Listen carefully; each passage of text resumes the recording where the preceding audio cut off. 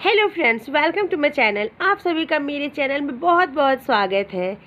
आज मैं बना रही हूँ बहुत ही सॉफ्ट स्पॉन्जी फूले फूले बंगाली रसगुल्ले, जिसका नाम सुनते ही यकीनन सभी के मुंह में पानी आ जाता है।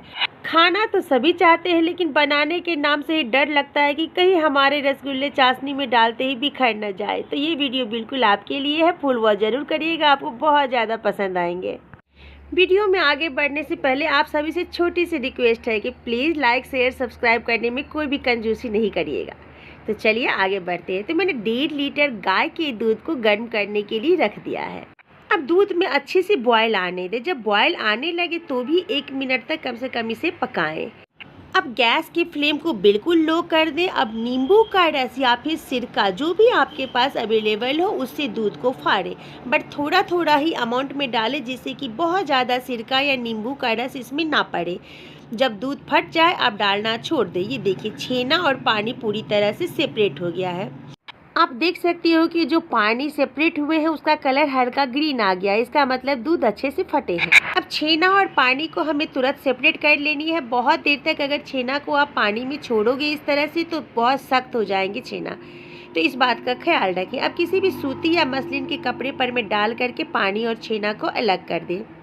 अब इस पानी को बिल्कुल भी ना फेंकें, ये बहुत हेल्दी है। आप आटा लगाने या ग्रेवी बनाने में यूज कर सकते हो। अब चलिए दूसरा स्टेप करते हैं। तो सारा छेना हमने एक अलग स्ट्रेनर पर रख करके एक पतीले में रख दिया और इसे अच्छे से साफ पानी से रगड़ रगड़ करके धोनी है, क्योंकि हम इसका मिठाई बना रहे हैं तो बिल्कुल भी खट्टापन इसमें नहीं हो।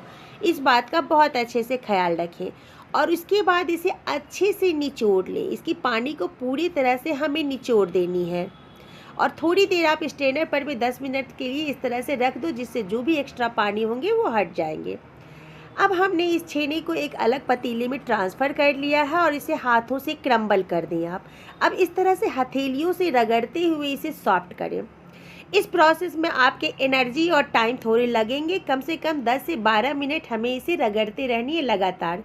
मुझे जो इसे रगड़ने में टाइम लगा है, इसे सॉफ्ट करने में, तो 15 मिनट के आसपास लगे हैं। अब 1-2 बार मैं इसे पटक करके भी अच्छे से सॉफ्ट और लचीला बना दे रही हूँ। तो ये देखिए, बहुत ही अच्छे से छेना हमारा सॉफ्ट हो गया है। अच्छे से छेना का डो लग करके तैयार हो गया है। अब आप थोड़े से डो निकाल लें और इसका बॉल बना करके देख लें। अगर बहुत ही स्मूथ बॉल बनता है बिना किसी क्रैक्स के, तो ये आपका छेना तैयार है।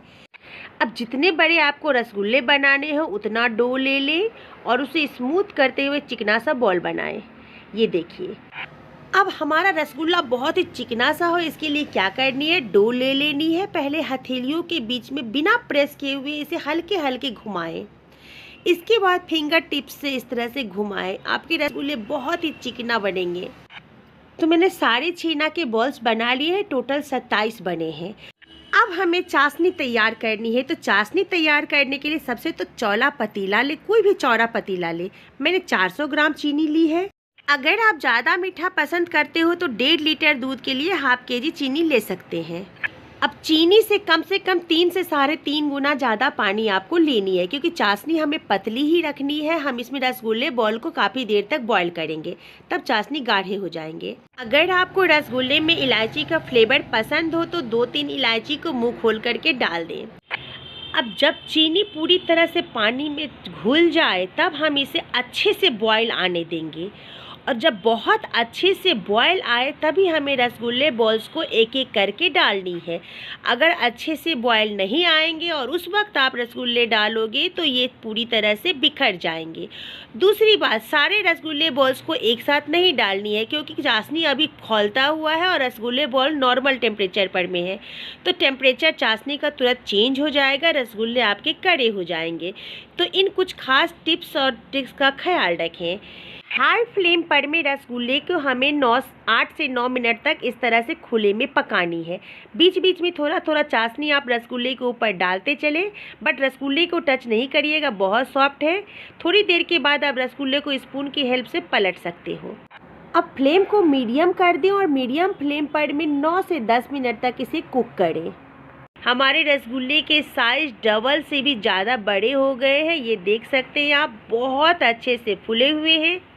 अब हम थोड़ी से स्पून की हेल्प से इसे पलट लेंगे और फिर से 2 से 3 मिनट इसे खुले में हम कुक करेंगे। तो बहुत ही डिलीशियस सा रसगुल्ला और सॉफ्ट स्पॉन्जी रसगुल्ला बनके तैयार है। आप देख सकते हो, आपको देखने से ही लग रहा होगा। अब देखिए चाशनी धीरे धीरे गाढ़ी हो गई है। अब एक बात का और ख्याल रखें कि अगर आपका चाशनी इनकेस बीच में गाढ़ा हो रहा हो तो आप थोड़ा सा गर्म पानी इसमें डाल दें।